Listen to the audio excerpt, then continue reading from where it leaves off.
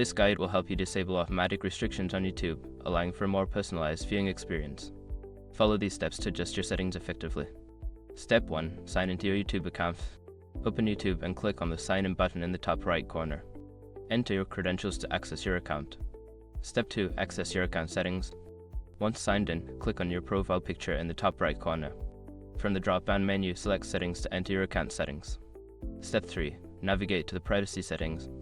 In the Settings menu, look for the Privacy section on the left sidebar. Click on it to view your privacy options. Step 4. Adjust restricted mode. Scroll down to find the Restricted Mode option. Toggle the switch to turn it off. This will disable automatic restrictions on your account. Step 5. Save changes.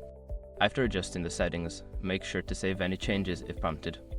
You can now exit the Settings menu and enjoy unrestricted access to content. By following these steps, you can successfully disable automatic restrictions on YouTube.